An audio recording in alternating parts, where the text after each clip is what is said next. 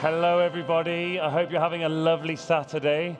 I can see you're bathed in sun there, so it must be very comfortable. Welcome to Reshaping Education in Complex Times.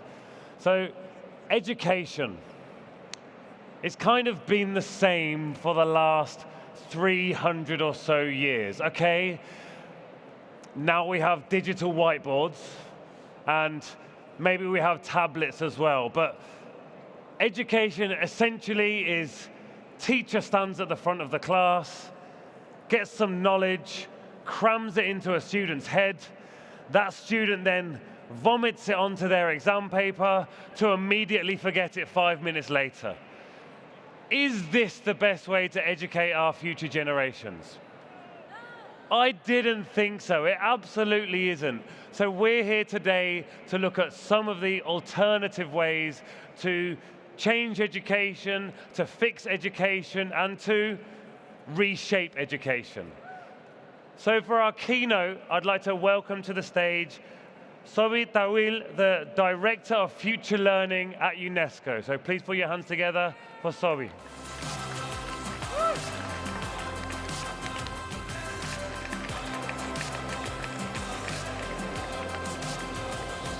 Thank you.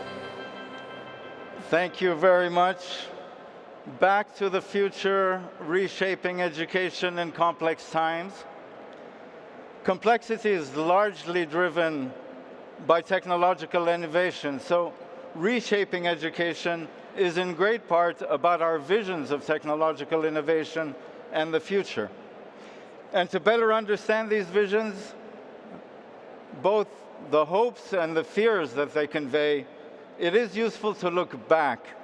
So what better place to go back to the future than where we are right now, this magnificent Grand Palais, one of the landmarks of Paris. Built specifically for the Exposition Universelle in Paris in 1900, exactly 125 years ago. The Paris Exposition of 1900 attracted over 50 million visitors. And the theme was Le bilan d'un siècle, taking stock of a century, looking back to see ahead. And the focus was on technological innovation and how this would shape the future. Visitors traveled by moving sidewalks, les trottoirs roulants, sur Rue de l'Avenir, on future streets.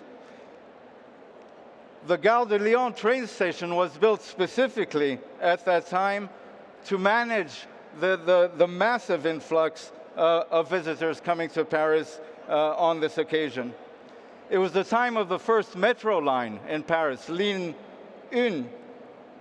And here's the monumental entrance to the Paris Exposition at the time, at Porte Binet. And Porte Binet was illustrated on cards like this one, cards that visitors could collect and keep as souvenirs. But most interesting, I think, for us, was a series of cards that were commissioned to celebrate the Paris Exposition of 1900. And the series was called En l'an 2000, in the year 2000. So they were projecting and imagining the future 100 years ahead in the year 2000. And this series of cards were largely intended to be used as collectible cards. They really depicted technological innovation imagined 100 years into the future, an optimistic portrayal of technological advances that would make life easier and more efficient. And the series of cards remained obscure for a long time, for decades. But they resurfaced when science fiction writer and futurist Isaac Asimov published a selection of these cards in his book published in 1986, The Future Days, a 19th century vision of the year 2000. Here is one of the cards. illustrating the way in which technology would make domestic work easier. So welcome to the vacuum cleaner, the ancestor of the vacuum cleaner. The post. No, we would not even have to go to the front door to receive the postman because you have the flying postman coming to deliver. But no one could have imagined in 1900 that today, 100 years later, actually today, 125 years later, anyone, everyone can instantaneously send electronic mail and receive anywhere at any time. Perhaps here, the vision of the architects and the automation of work, the full automation in this image of construction work. And today, fears of automation and the projected mass displacement of labor caused by generative AI is of an entirely different scale. And some of you are familiar with the 2023 Goldman Sachs report and projection that estimate that 2/3 of all jobs will be affected in some way by AI. So looking back can help us imagine the future. And Confucius said, study the past if you wish to define the future. And we've been doing this. We've been doing this for a long time, with special attention to how the future has been imagined and projected in the past. And this book by Glenn Adamson, which was published just last December, does exactly that. A century of tomorrows, how imagining the future shapes the present. So what about education? What image for the future of education? Actually, we've always tried to imagine the future of education at different times in our recent history. And we can catch glimpses of these visions in some of the popular culture and entertainment.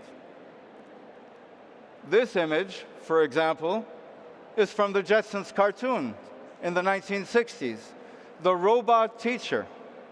And more than half a century later, 60 years later, the promise and the fear of how technology may replace teachers is still with us.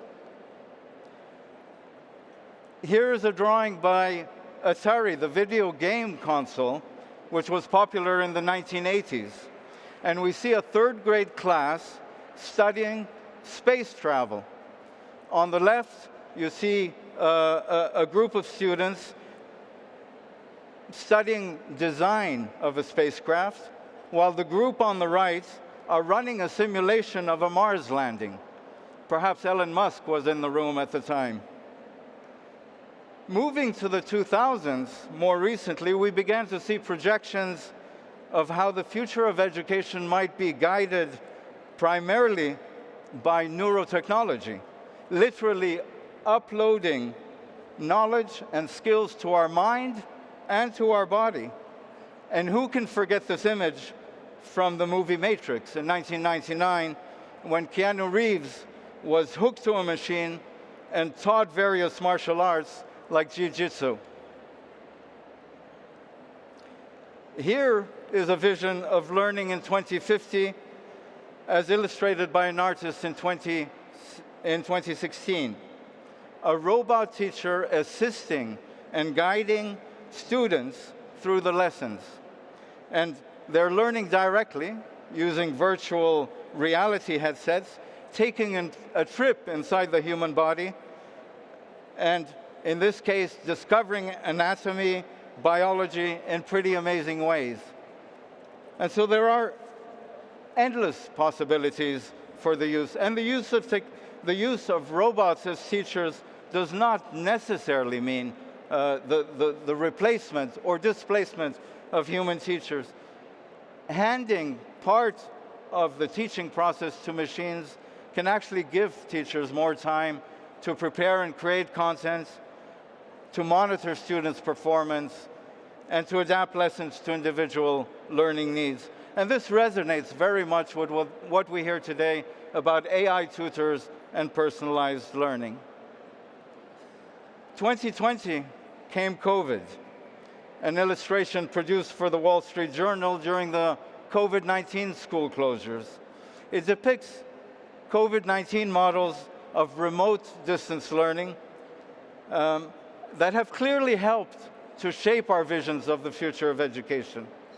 And while the school closures during COVID normalized digital and hybrid learning, the experience of remote digital learning also raised concerns and issues around learning in isolation and learning in the absence of human interaction.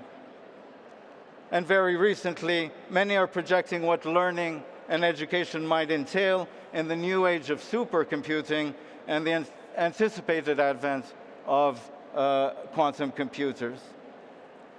But now back to the future and to our series of cards produced at the time of the Exposition Universelle here in Paris and at the Grand Palais. Intriguing images. Here was the image of the classroom of the future, projected 100 years at the time. We may laugh, but I think useful that we unpack just a few of the elements that we see here. First, technology. The learning machine here is imagined as part of the school equipment and the school infrastructure, much like the idea of computer labs that we have had, that ensure that all students, in this particular case all boys, that all students have access to computers, possibly to the internet, and to the learning opportunities that that offers. But since the emergence of the internet, and more recently the smartphone, we have the promise of ubiquitous learning, learning anytime, learning anywhere. And here a young girl on their smartphone, on her smartphone, communicating, socializing, having fun, possibly learning. Today, the scale and use and ownership of smartphones is something we could have not even imagined a generation ago. In the European Union, it's the case for France, the use and the estimation is at least 95% of young people between the ages of 16 and 21 own a smartphone. And the ownership of smartphones is growing among younger and younger children. In Spain, approximately 70% of children aged 10 to 15, 70% own a smartphone. In the UK, over half of the children aged 8 to 11 own a smartphone. And with this comes the growing educational concern around the world, and we have seen the increasing number of countries that have been tried to ban or manage the use of smartphones in school. Next, on the knowledge. What about the knowledge? Here we see the teacher crunching textbooks into knowledge in the grinder, tossing in the textbooks. The vision of knowledge here is static, predefined, packaged for educational purposes through prescribed curricula and textbooks. The teacher doesn't engage with the learners. The teacher doesn't even engage with knowledge. At most, the teacher is simply selecting textbooks and tossing them into the machine. But today, machine learning models process data, recognize patterns, transform them into meaningful knowledge. These models mimic human cognition and remind us that knowledge is not static, and it is the result of continuous refinement, interpretation, a process of adaptive learning. Education is really about learning to think, learning to connect ideas, and how to approach problems and propose solutions. Let's look at the teaching and learning approaches in this image of the future from the past. The students sitting in the classroom are connected to the machine, the knowledge machine, and not to the teacher. not to each other. It's a one-way transfer of information and knowledge that some would call the banking model. There's no interaction with the teacher, with each other, with technology, with knowledge. Unlike what we could see here or in so many other contexts where we see communication, peer learning, learning by doing, experiential learning, construction of knowledge or co-construction of knowledge. A word on the space of learning.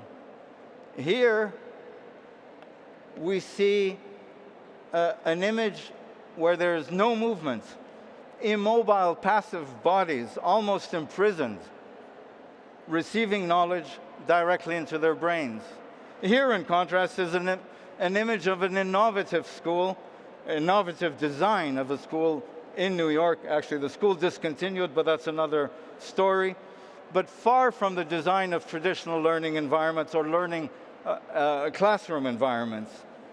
And the designers wished really to reinforce the idea that indoor learning spaces, and they're not the only ones, would allow children to engage in interactive, inclusive, collaborative learning where mind and body could both find expression. And now back to our 1990 classroom of the future. We have to ask, who is this boy and what is he doing? He's actually the assistant who is helping to operate the miraculous learning machine. He's the only one in the class that's doing any physical labor, helping to realize the promises of technology in terms of learning while being excluded from the benefits. The learners are learning, but here's this one student who is not benefiting from this. And this can bring to mind images of invisible digital workers who fuel the automated economy. Here a photo of exploited AI workers in digital sweatshops, feeding data into AI models, part of an underclass of what some have referred to as ghost workers. The last point to say that most discussions about the future of education is about what we need to learn, 21st century skills, how to define them, classify them, how we learn, how pedagogy should change. All important questions, but the basic question that we often overlook is the why of learning. And at UNESCO, with our Reimagining Our Futures Together initiative, initiated just a couple of years ago, this was precisely the intention.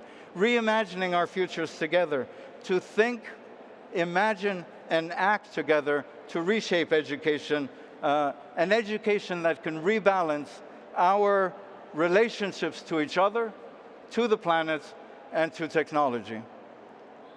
And this is really the question that is open to all the innovators and change makers at this Change Now Congress, and what we will hear from the panelists, some of the most inspirational experiences in reshaping education for the future. Thank you very much.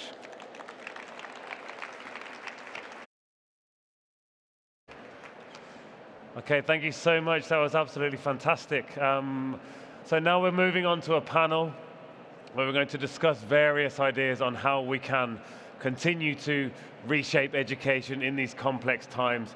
So please welcome to the stage Patrick Jackson of Pick-a-Pals, a man who met a seagull that changed his life forever. Patrick Jackson from Pick-a-Pals, yes, here he comes.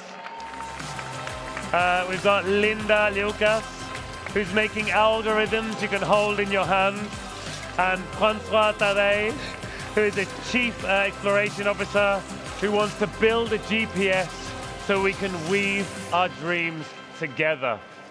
Thank you so much. So, once Patrick joins us again after handing over to his beautiful assistant. Thank you, Patrick. Oh, Harry, I'm exhausted. It's okay, please have a seat. There's water for everybody. There, water all around. Are you happy there, François? Excellent news. So, welcome everybody. Thank you for joining us again. Thank you, three wonderful people from three very distinct areas of education for joining us today. So, as we know, we're talking about reshaping education. So, I'd like to know from you, who are you and what are you doing? And I'm going to start with Linda, because you're so ready with the mic. I'm going to ask Linda to start. So my name is Liukas. I'm originally from Finland, but have been living in Paris for the last 4 years. So I walked here in the morning from my home. I'm a children's book author and illustrator, but I write about technology, computer science, AI, networks, and more recently I've started to take these ideas around computers into the physical world. So I've built playgrounds that teach children how technology works through physical play. Amazing. Patrick, you're ready with your microphone, so I'll ask you to continue. I'm ready, thank you, Harry. Yes, my name is Patrick Jackson. I'm also a children's book author. I come from Dublin. I founded a program called Pick-a-Pals, which is encouraging children to go out and take care of their local environments, leading their families on litter-picking adventures. And this explains my curious costume, which I have left to the side. But it is all collected from debris which I picked up off the beach near my house. So every piece on that cloak is, that's just the curious stuff. Obviously, most of it is much more unpleasant debris, but that's me, Patrick. Thank you, Patrick. And François? So I'm François. I live here in Paris. We are just a few hundred meters from here at the Learning Planet Institute, where you're all welcome to come and visit. We are trying to co-design the future of learning with youth. And I'm the Chief Exploration Officer, which is another kind of CEO. Amazing. So, as we're talking about reshaping education, what we really need to know now is what's one thing that's right with education, what's one thing that's wrong with education, and how can we fix it? I'm going to start with Patrick. Well, I think one thing that's been wrong with education for many centuries probably is that children haven't been given the opportunity to do enough. That there's been too much sitting down, there's been too much listening to one person in the room, and I think that has been the historic problem with education. What is right with education, I think, is the resilience of teachers, the spirit of teachers, and I think also the fact that we are, as creatures, we have an innate need to learn, and whatever happens, that doesn't seem to be extinguishable. And what else am I meant to be saying? How can we fix it? How can we fix it? Okay, we can fix it by getting kids to do more stuff and having more fun and, yeah, getting on with it. Thank you. Brilliant. Linda? I think I echo your ideas. I think we are just stacking more and more abstract ideas on top of each other. There's more and more disciplines, more and more words that we are jamming down the throats of kids, especially when it comes to computer science and technology. Words like AI, machine learning, words like blockchain, words like digitalization that don't really mean anything for anyone. And I, for one, would like to hold an algorithm in my hand. I would want to taste what a blockchain feels like. So that's maybe a poetic way of saying that I think we need to ground learning in action. We need to start teaching through our entire bodies, through our entire set of senses. And that's something I think is lacking in education right now. What is happening and what is great right now is I think we have a lot of curiosity in education. I think the pandemic gave us a permission to try out new things, and that legacy has lasted in some ways. And how do we fix it? I think we fix it by learning in action, by starting to do these things ourselves. Fantastic. François, one thing wrong, one thing right, and how do we fix it? One thing right is the fact that I think parents and educators generally want the best for the kids, or for any learner at any age. So I think that's very right. What's wrong is that that's not what we're providing the kids with, okay? Because what maybe was best yesterday is certainly not adapted to tomorrow. So what's wrong is the hyper competition in the school systems and the university system. You know, Every kid is supposed to be the best in the class, which is not possible in any one class, even less at the national level or the world level. So can we move from a best in the world model to a best for the world model? Okay, so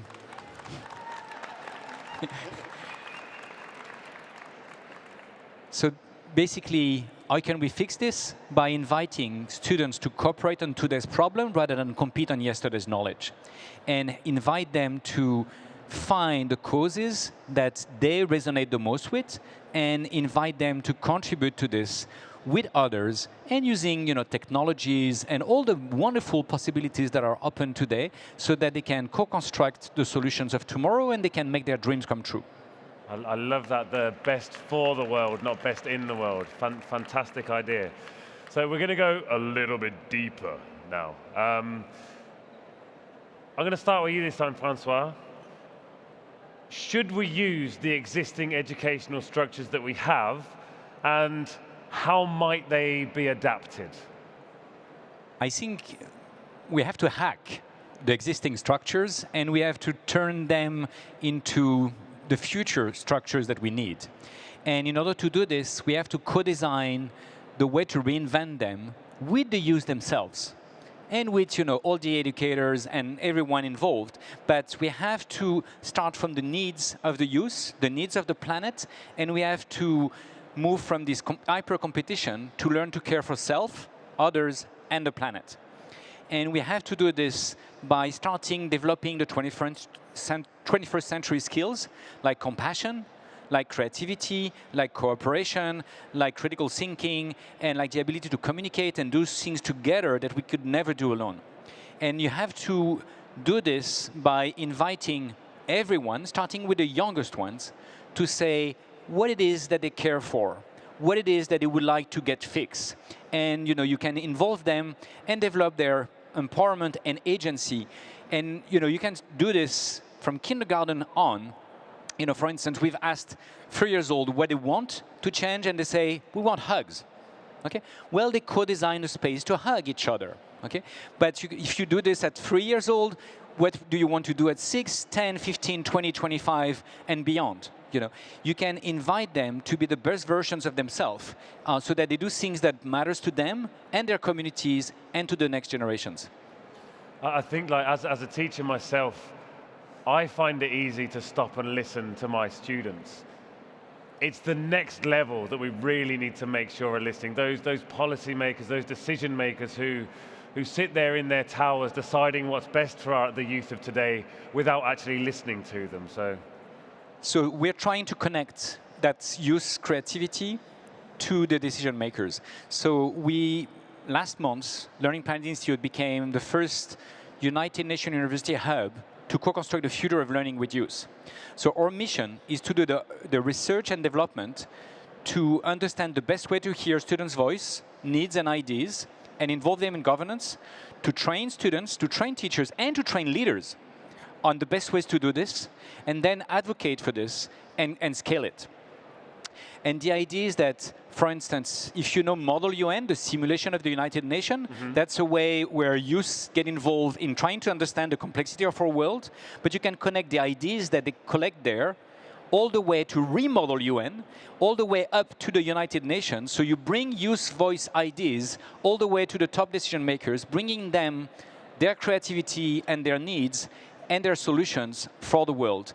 And you can then put in practice the Pact for the Future, which has been signed last September at the United Nations, where from now on, there should be no more decision that is not taking into account next generation's best interest. Absolutely. And so that can be done by hearing youth voice and co-designing the future with them. Yeah, fantastic. And we can use AI to do this at scale, doing what's called broad listening. We can listen to millions of voices, and we can get AI to help us make a synthesis of this, and we can build citizen assembly at scale. It's been done at the scale of hundreds of thousands. What about doing it at the scale of hundreds of millions to redesign our planetary governance and our planetary education system? Fantastic. So when you think of education, the first thing you usually see is the classroom. That traditional boring, bearded, bald man at the front of the room talking at the students. But I want to know, Linda, is the classroom the best place to learn? So I've worked with schools for roughly 10 years. It's been give and take 10 years that different governments and policymakers have been trying to put coding into schools and more broadly computer science. And schools are really resistant to change. They often don't want to change, or they want to change, but at a pace that really doesn't offer a lot of room for innovation. And during the pandemic, I would wander around in the city of Helsinki in Finland, and I would start to notice these public spaces that felt like, hey, here's a place where we really model the kind of schools we want to see in the future, a place where children are self-directed, they do conflict resolution themselves. Grown-ups are there, but they are on the sidelines, not sort of dictating from the front, rather sort of guiding the curiosity of the children. And these places, they are called the playground. And all of a sudden, I started to really look at the city and realize that we have these massive public spaces funded by the city. And in Helsinki, we have this beautiful innovation where many of the playgrounds have actually university-trained staff there. They do organize events, they organize after-school programs and so forth. So why are we not utilizing these spaces? And that's where the idea for the computer playground came from. So we built this like gigantic playground, a physical playground that teaches kids about input-output, about algorithms, about binary logic, about sequences, about programming logic. And it's a space where anyone from the neighborhood can come. So it's about accessibility and equity and diversity, but it's also a space where teachers in Helsinki take their classrooms for field trips. Not that they would always remember what an algorithm is based on the visit. The idea is not that the kids really learn about coding. They will go to school and do like more coding related activities. But I want them to have this physical sensation, this like body memory, this fingertip knowledge about, oh, I was the tiny virus who crawled inside of the gigantic 6-meter high tower of computers. And I think that's really special. And more broadly, it means that not only on the computer playground, but everywhere in the city, we can look at learning spaces outdoors. We can look at spaces that we can modify and explore in completely new ways. And that changes the dynamic of the classroom for sure. A multi-sensory learning kind of thing. It's definitely, especially for the younger learners, I would argue really that important. For teenagers too, like when you're in a space that is not the classroom, you see new kinds of social dynamics emerge, like kids who are not necessarily the best in the classroom, maybe on the trampoline they can do stuff that the other kids can admire.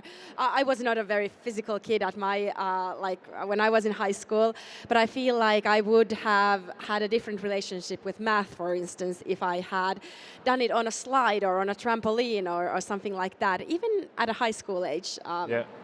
Well, when I take my students outside, we often learn in the park, and it feels like better learning when they're there because they just seem happier. So we've talked about classrooms and outside. So my question to you, Mr. Jackson, is how can we connect the classroom beyond its physical walls? Well, I think these creative ideas are exactly where it's at, and it's about the relationship with the community and the relationship between the spaces that we actually have access to.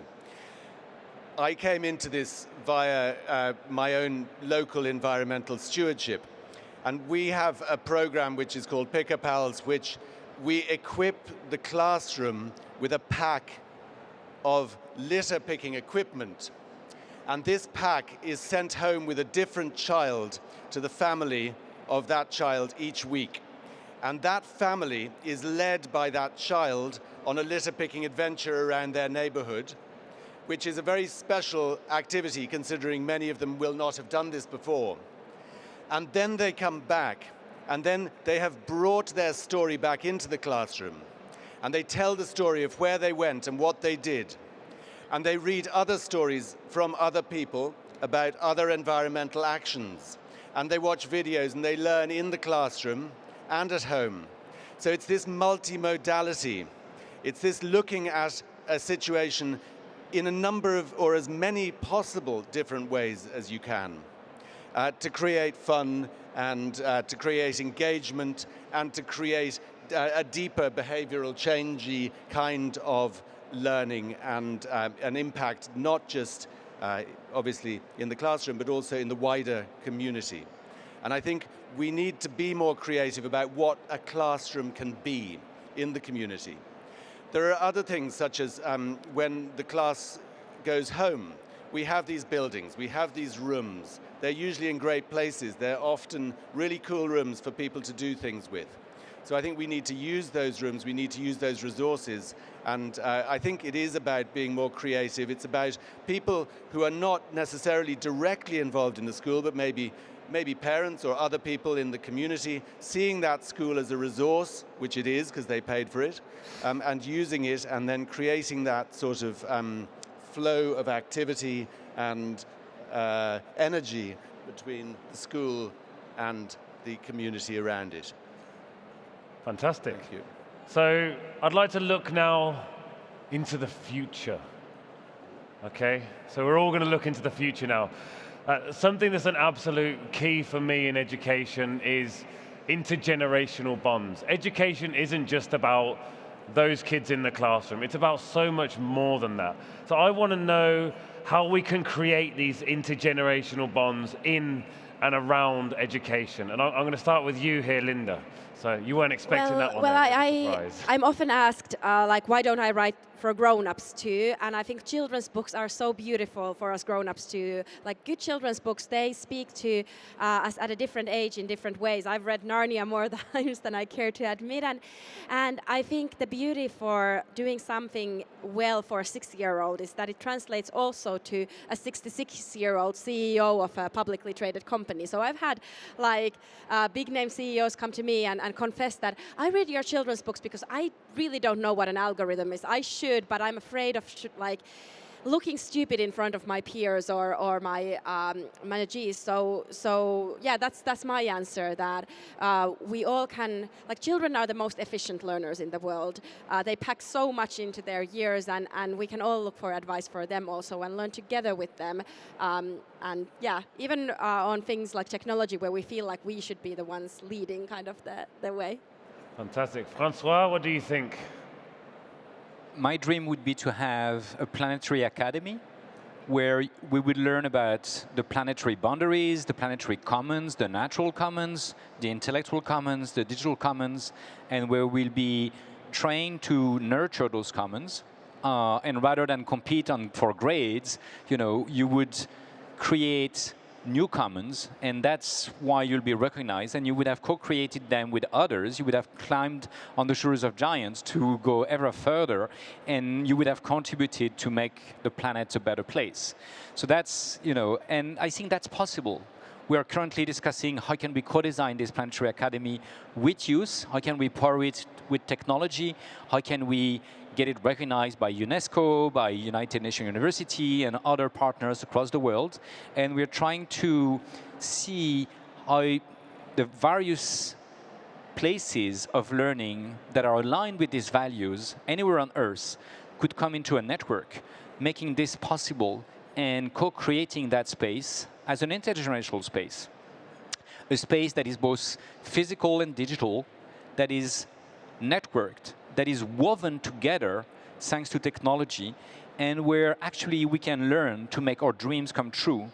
Because you could be like John Lennon, a dreamer, but you have to know that you're not the only one, and so you have to come together with co-dreamers and weave your dreams together with them in order to make them come true, while understanding that sometimes maybe some of your dreams or some other people's dreams might be nightmares for others. And there is a few people which dreams are the nightmares for everyone else on the planet. And unfortunately, sometimes they're in positions of power to make those nightmares come true. So we have to learn to weave dreams that are self-compatible for ourselves and our generations, but also for the next generations. Excellent. And building a space for this is possible. Today we have the technology. The AI can be the needle to weave those dreams together. Okay. Patrick, intergenerational bonds, how do we build them? Well, I think it's a very practical thing. It's about getting situations where people of different generations are in the same place. So how does that happen? It happens when people of an older generation come into schools for various talks or reasons or whatever. It's when children go out into communities and meet people of different ages.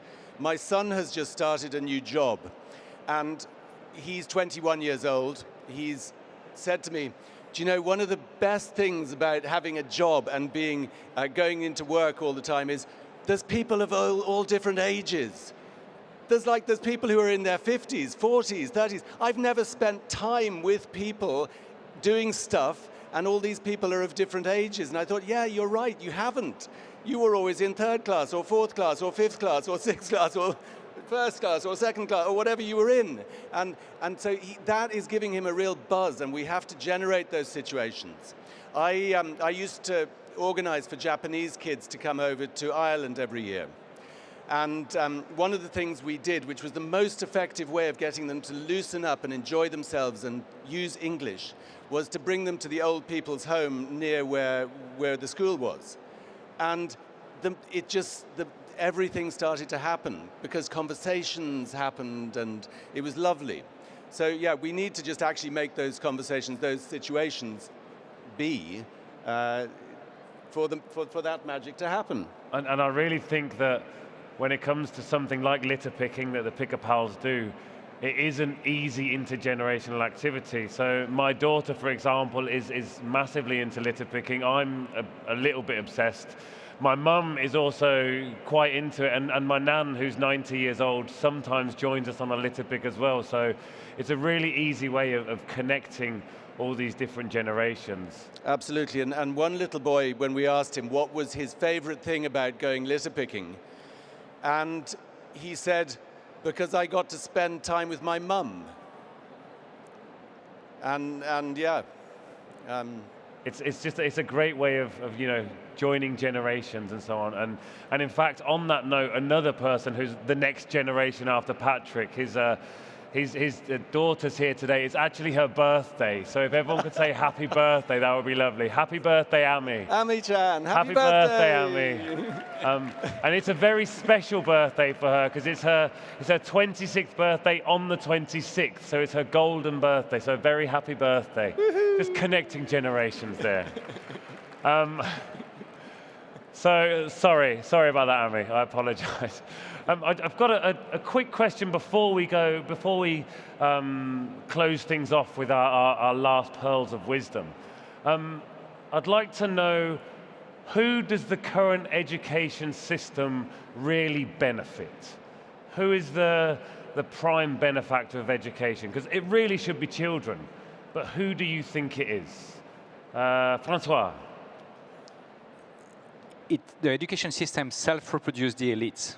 So it's the most beneficent is the elite system. Okay. Who do you think it benefits? I'll skip the question.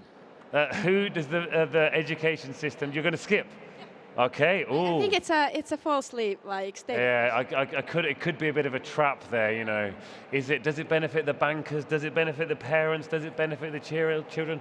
Who knows? Who do you think, Patrick? I'm not letting you skip the question. Well, I think it is what it is, and it's ended up the way it is for a lot of different reasons. So who it actually benefits, I think, is I agree with Linda. It's a dreadful question to be asking us now. But actually, no one I think would be the short answer. Yeah, you're in trouble later, Harry. It's not a curious question. But of course, it does benefit, the system as it is benefits people who are better able to take tests. Its system as it is benefits people who are less neurodiverse or who don't have special education. But honestly, does it? Because if we have now the AIs coming in, the people who are really good at taking tests, they won't thrive in that system. So is it not really benefiting either that the people who are really good at taking tests and memorizing things? So We found a way to make you answer, though, didn't we? Yes. Okay, so we only have 1 minute left, and I'm going to give you 15 words each. Don't worry, I'm definitely counting as well, 100%. So 15 words each for this very big question. What's one thing we can do tomorrow to make education better? Patrick. Go and do something for your local school. It might be give a talk, or money, or time, but get involved in it somehow. Saying it slowly doesn't make it fewer words. That was definitely more than 15. Linda, 15 I'm going to be words. shorter. Bring back curiosity. Oh, that was 3 words. So you gave him some of your, very good. I like that a lot. François? Move from best in the world to best for the world. Very good. I think combined they did 45 words there, so very good. A huge thank you. That was absolutely wonderful. Thank you so much. Round of applause for these wonderful people. Careful with your phone there. Thank you very much. Thank you so much. Thank you. Okay, so don't run away, anybody. We have more. I can see you running. You're not allowed to run. There is more. There's more to come. I hope you brought an extra pair of socks because you're about to get yours knocked off. Luckily, I'm wearing very tight boots, so hopefully they won't. I'd like to welcome to the stage Abhijit Sinha. He's an educator who's challenging the very idea of education. He's the founder of Project DEFY, and that creates schools that have no teachers, no exams, or curricula. So please put your hands together for the wonderful Abhijit Sinha.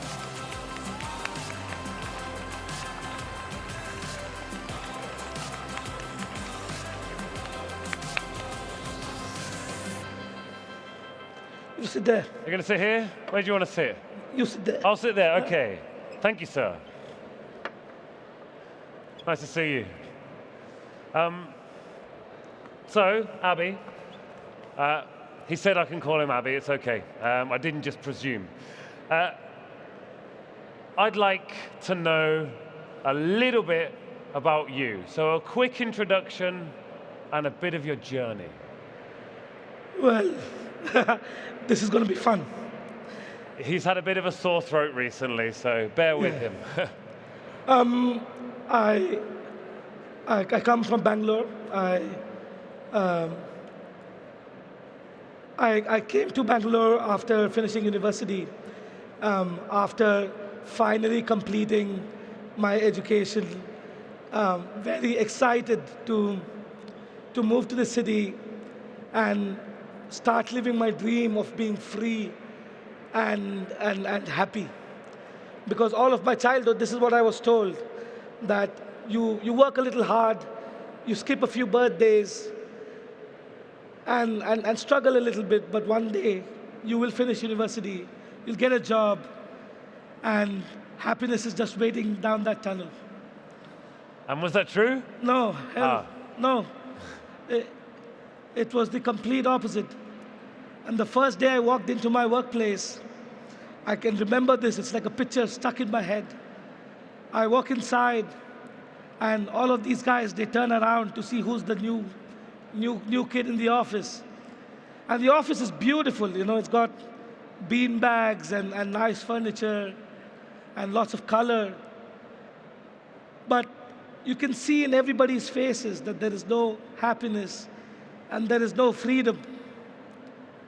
And very quickly I realized that they were looking for happiness and freedom only on Sundays.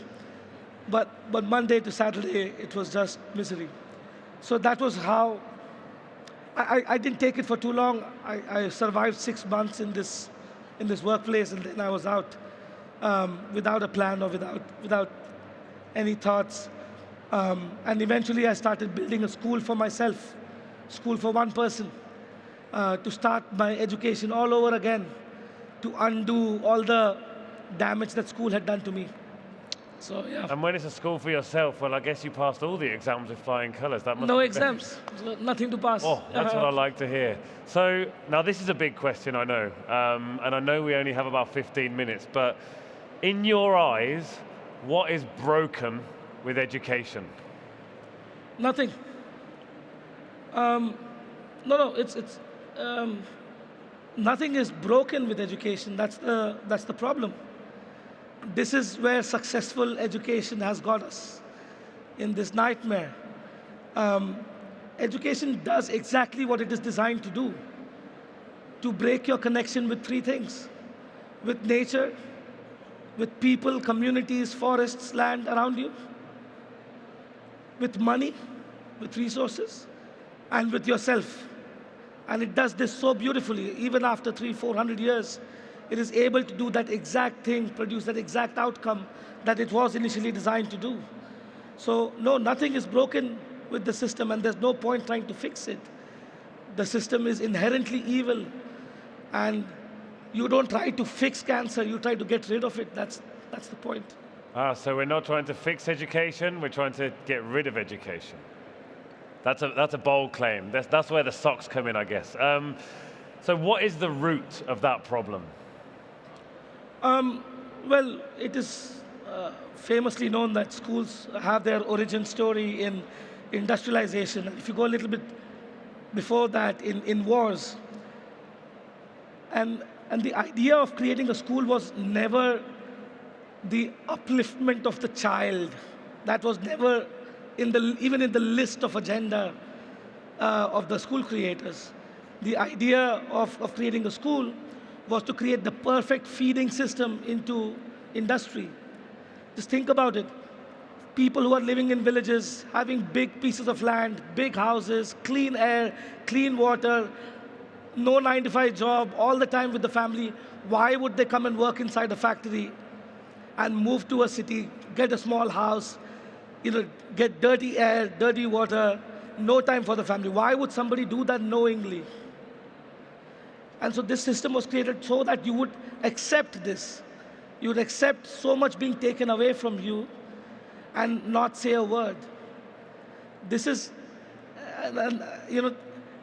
we keep talking about, we have lesser teachers, we have lesser money, we have to put digital devices in school. This is not even the point. The point is, why do schools exist? What is the purpose of this educational format? And the purpose is rooted in extracting, in taking things away from people, from communities, so that when you leave your village, when they come back to your village and they take all the land away, you feel, no, that's okay. These are backward people. These are illiterate people. In India, a very common term, I'm a first-generation learner, as if everybody who came before you was completely stupid, right? So it becomes a lot easier for people to take things from you when you're voluntarily ready to give it away, when you're voluntarily ready to accept having fun only on Sundays, when you're voluntarily ready to have a slightly better car while the world around you burns. It takes a large number of people to be voluntarily ready for that. I also try to have fun on Tuesdays sometimes. Yeah, Tuesday afternoon is my key fun slot. So how does Project DEFY approach learning differently from this traditional system? We don't have to do much. The spaces we create, we let people make the decisions as to how they want to run it, what they want to learn, what is important to them. We bring people together, communities together, and help them ask questions to each other. And that's it. That's really enough. It doesn't require these complex ideas of 17 stages of education. It's really not needed. It's also not based on any scientific theory. So when we're creating these learning spaces, we are asking people, what is it that is important to you, and what matters to you, and what are you curious about? And the journey of finding those answers is what is creating a beautiful learning space, as opposed to the fanciest furniture. Again, the idea of curiosity is absolutely vital.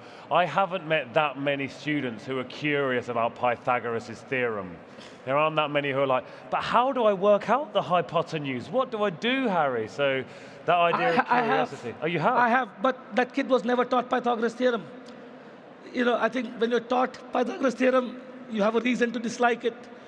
But when you end up finding a situation in life when you need to use it, that is a much more powerful way to learn and find it useful. So I want to know about nukes. Is it nukes or nooks? How do I pronounce it? Nooks. Okay, sorry for the terrible pronunciation there. And you've coined this term nooks. Now, what are they? We take this word nook from a very interesting Hindi word, which is nukkad.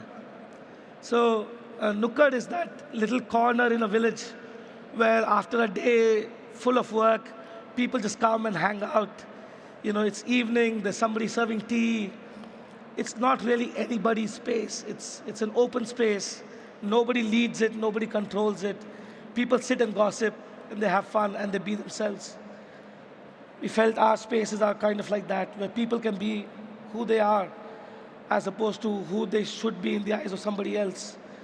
So nooks are just very small learning spaces created with communities, sometimes like a house, and the people who are, there's some basic furniture, there's basic tools, there's an internet connection, there's some computers, there's a lot of trash collected from around. And then there are people. And these people are as young as 8, 9 years of age to as old as 72. 72 is our highest right now. They all come together as learners, and then they start thinking, why are we here? What matters to us? So all sorts of people use them. It's not just for Yes. school-aged children, it's for anyone who wants to learn. Yes, wouldn't that be natural, that learning should not just be for children? So all ages, we've had older than 72 years old, and use them the same way. They come 3 to 4 to 10 hours every day, so they don't just come once in a February. No, they're spending a lot of their time there. And for many, it is their primary source of learning. So when we look at traditional education as it is, we measure success in numbers, with exams. Like, for example, my daughter is at school, and once every 3 months, we get sent on an application a list of 10 numbers. That is it. That's it. All I know about my daughter is 9, 9, 9, 10, 9, 9, 10, which apparently is brilliant. I have no idea how she interacts with anybody. I have no idea what she actually knows, but apparently it's great because she's done well in these exams. So how should we really be measuring success of learning? You shouldn't be. The problem is the assessment.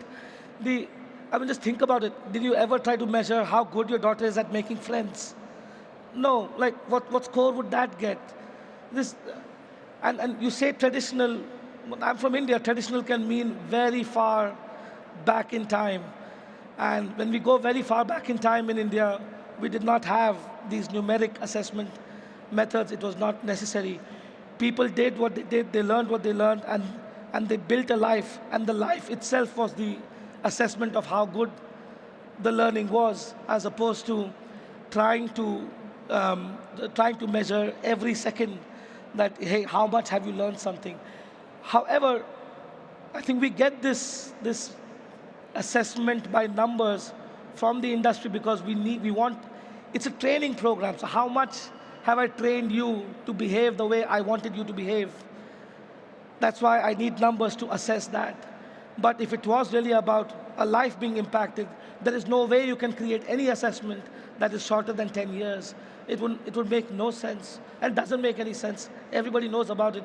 We just keep going on with it. That's the problem. It's funny because we talk about, 21st century skills, you've got collaboration, critical thinking, all of these different ideas. And it's talked about a lot in education. But the fact that they can't easily assess it means it often gets left to one side by heads of schools and things like that. So these important softer skills, again with inverted commas, are often forgotten. No, but see, you can't make, there's no point making a new cloth with the same thread. It's like we're trying to create better things inside the same fabric of school. It won't work. Because again, we're trying to find ways of measuring good things that we want to bring into the school. You have to think very radically differently. And honestly, at this point, it's not even a choice. Radical changes will come into the school. It's either going to look very dystopian, like when in the first presentation, with everybody with headsets and not talking to each other. It's either going to look like that, or it's going to look like people gathering in nature and talking to each other. But radical shift is definitely going to come because the training mechanism for industry is just no longer needed. AI will be a very good replacement for that. But if you really want people to learn and to get together. That's not going to happen in this school. And there's no point changing the assessment metrics within the school. We must change the school. We must change that system.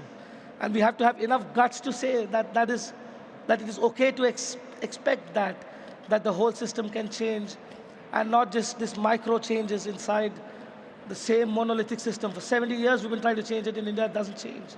You know, we put in so many computers and so many smart classrooms, and all of that doesn't change because it is designed to be very resilient as a system. So who's going to look after our children? We're at our 9-to-5 jobs then, Abhi. Like, well, how are we supposed to get around that? Yeah, to change the education of one child, you will have to change society. It's a given, you know. It's very famous that this whole idea that it takes a village to raise a child. Yep. It also takes a child to raise a village.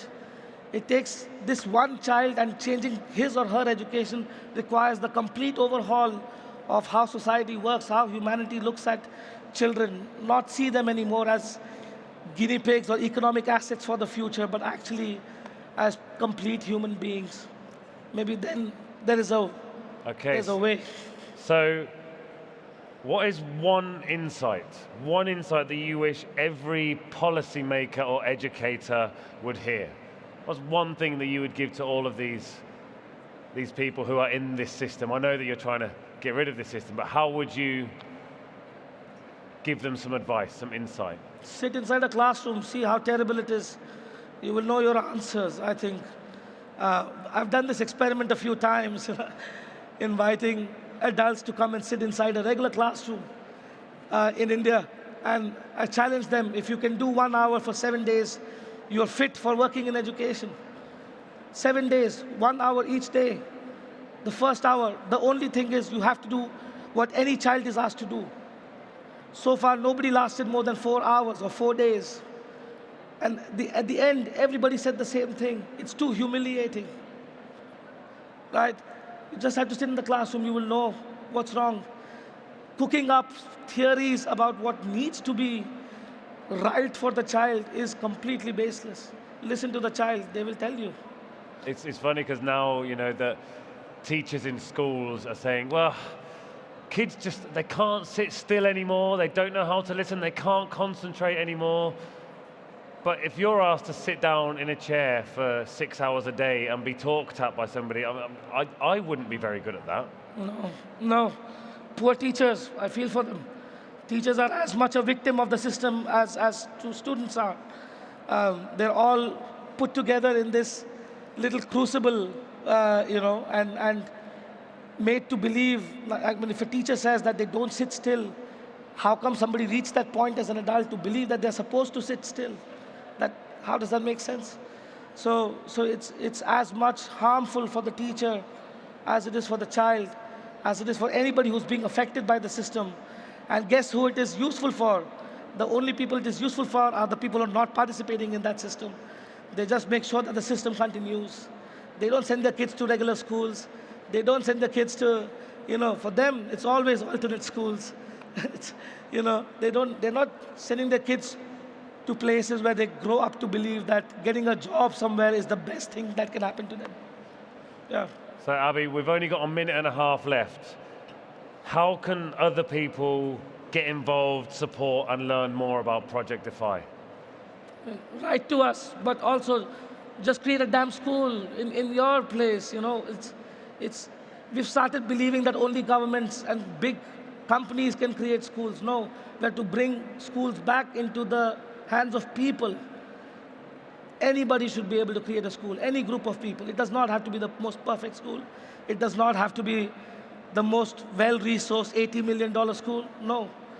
The best learning environment is where the best engagement of people happens, and that usually does not require too much. But if you're still curious, reach out. Yeah. Where can everybody find you? projectdefy.org or Instagram, LinkedIn. You can search my name. Yeah. And of course, they can find you over at your booth, over in education.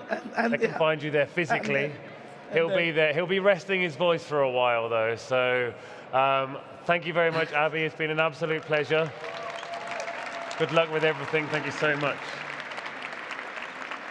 A huge thank you to everybody for coming along and listening today. I know it's been warm, I know you're all hungry, but there's another wonderful session coming up now, so do stick around, and I'll see you all soon. Thank you so much.